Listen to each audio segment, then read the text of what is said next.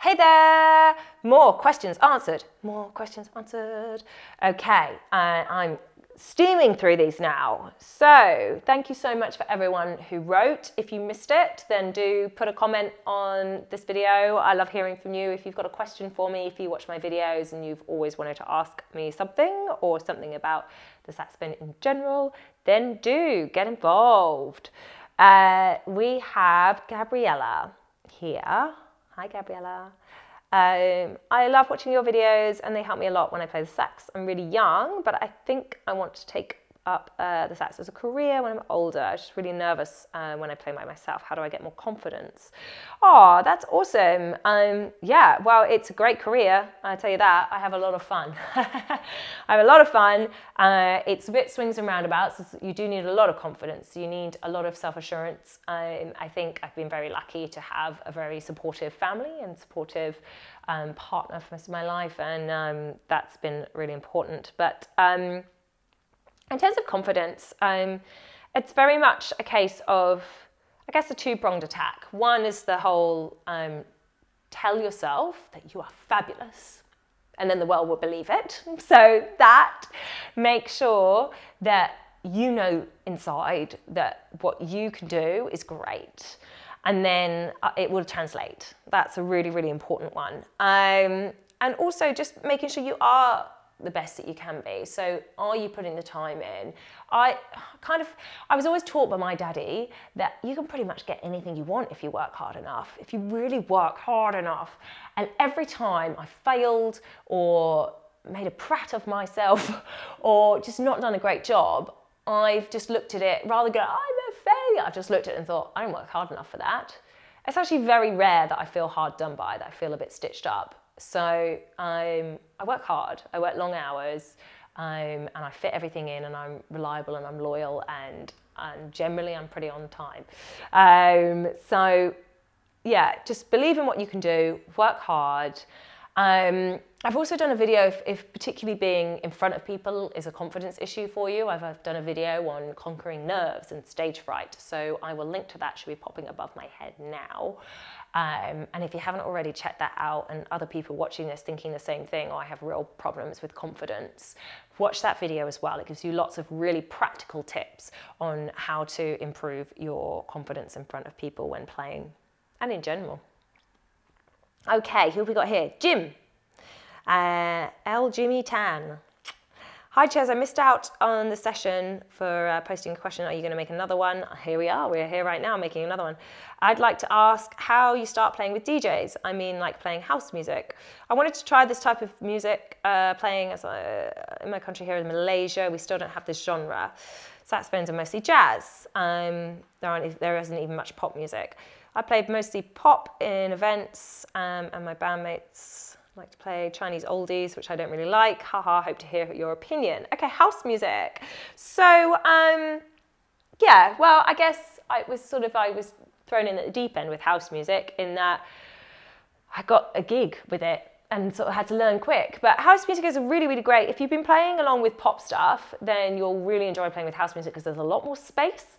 I quite enjoy playing along with pop music, but they're very produced pop songs. You know, they're full basically. So there's the odd thing like, you know, Daft Punk and stuff that kind of counts as pop, which has a bit of space and some room in it, so you can noodle around and you're not in the way of the song.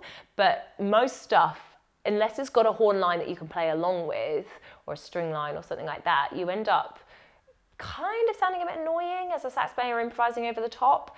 Whereas house music is very sparse, there's a lot of space for this kind of thing. So why don't you start off, especially if you're playing along with DJs already that play pop music, there is crossover music. Like a really good example of that is This Girl by Kongs vs. Cookin. That's kind of housey pop stuff. Things like that are really good, and Daft Punk, to be honest, are really good starter points for using those kind of pentatonics and really easy scales over them. And they've got space and they've got a drop down. That's something that's very common in house music. It will have a drop at some point, and as a sax player, you can help the build, and that's really fun. That's really uplifting as a sax player. It kind of feels like you're flying.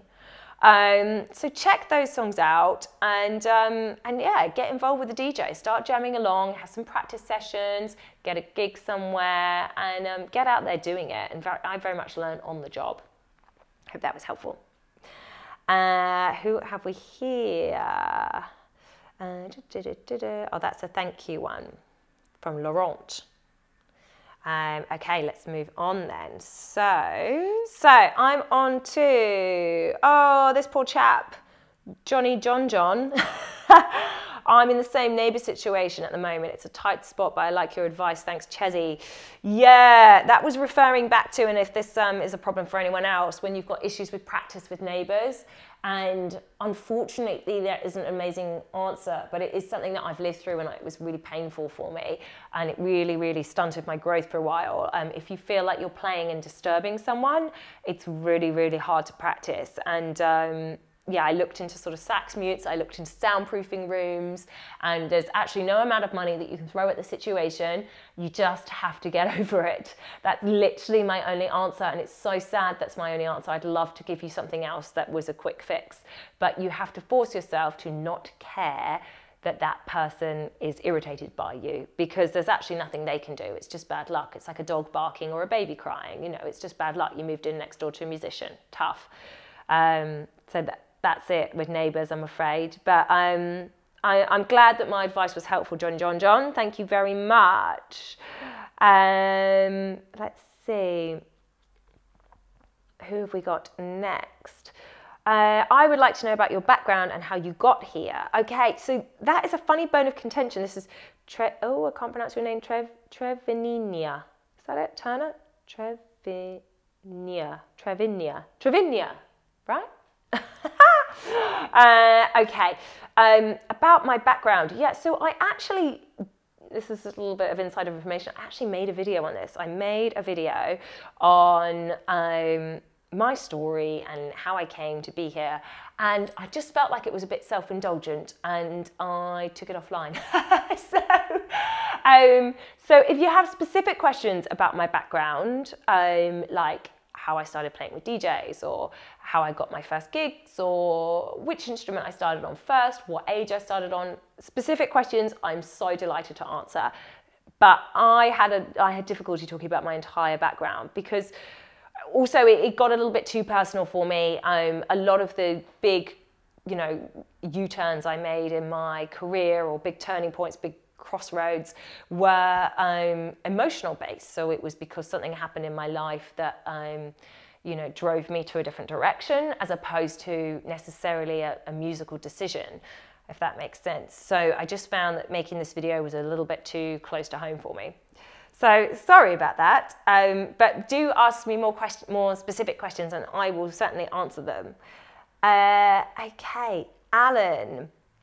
Hi Chez, please could you recommend any alto Yamaha that I might purchase, not too expensive because I'm out of work at the moment, and a suitable mouthpiece to go with it, to allow me to get that soulful, bluesy, raspy sound. Okay, so yeah, Yamahas are a great brand. I would definitely recommend Yamaha. They're really reliable. And just, mid-range, there's a big difference between when you spend kind of £500 on a saxophone, or more like the £800, £900.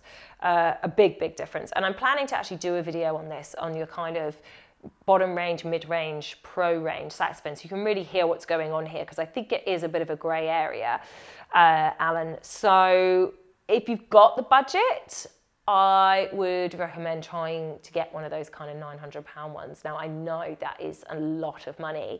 So there are options to hire. If you've not looked into that already, I would definitely look into options to hire a saxophone, and that's a good way to get around it. And a lot of companies will do a system where you can sort of buy out at the end. So you basically pay in installments. You're hiring it with option to buy out at the end. So I think you do like 6-month installments, and then you can pay off the rest at the end. So look into that, certainly. And then in terms of mouthpieces for a kind of raspy tone, it depends what your ability level is, because for raspy, poppy, bright, loud, obnoxious sounds, I do like a metal mouthpiece on tenor. You're talking about an alto though. I personally, on am not a huge fan of metal mouthpieces on alto. I know lots of people do love them, so I'll probably get some feedback from that. But I find them a little bit too bright for alto. I use Rosso Studio Jazz on mine. I find that that's a nice balance. It's quite poppy, but not too in your face. That one's the winner for me. Do you know what? I'm going to actually punt you towards another video because I think that's going to be the best use of time.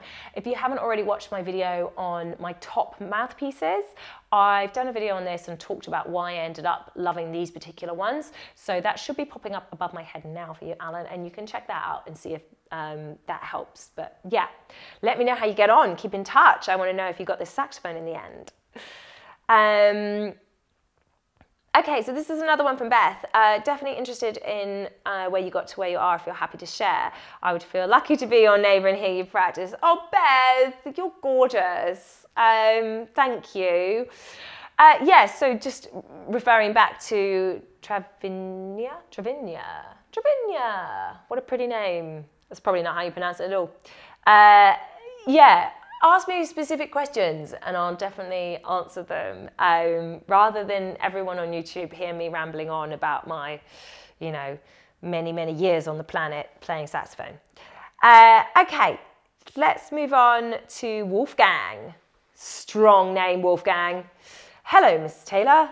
I have a perhaps bit weird question, okay? I'm excited already. Where to look while soloing on stage? That is a really interesting question. Every once in a while we perform one of those typical air stages. When I take a solo, I usually look into the distance above the audience, the floor. I hate looking at people's faces, but I'm afraid this looks arrogant to people. Has nothing to do with stage fright because I'm too old for that. This could be a useful tip for lots of people. Yeah, actually, I had never really thought of that. That's an excellent question. Where do you look?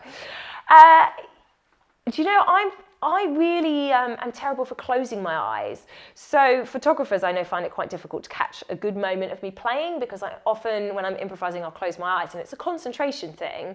I sort of go into a different place and I'll often do it just in general when I'm really thinking about something, not like when I'm driving or walking around the place, but it's a concentration. I'll often close my eyes. You'll probably notice it in my videos now. So I'm not suggesting you should close your eyes. I don't think that's necessarily great, but I think it would freak people out if you looked right at their faces anyway.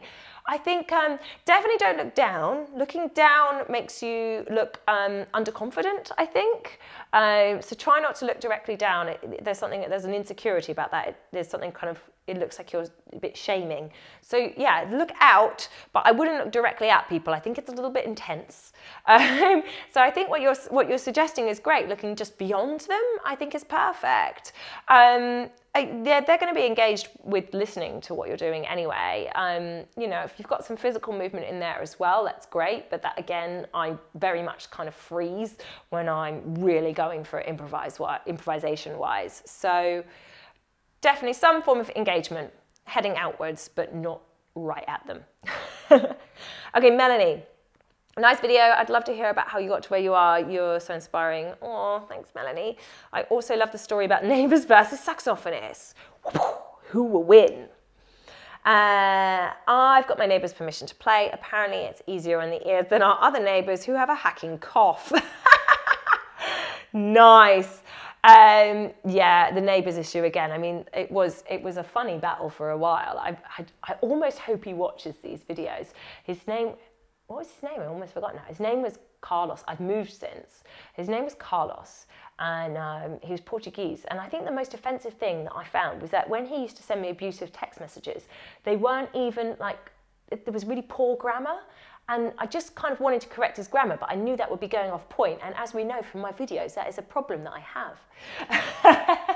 Anyhow, I'm going to call it a day there, and there will be more answers to your questions. I'm sorry if I've not got round to you. It will be coming your way very soon. So thank you so much for commenting. Comment again, comment for the first time, get in touch. I want to hear from you. That's what the comments box is for. See you next time, everyone. Bye. So I am serious about this subscribing thing. Hit that button. Do it. Do it, or I'll drop this out. I will. I'll do it. I'll do it.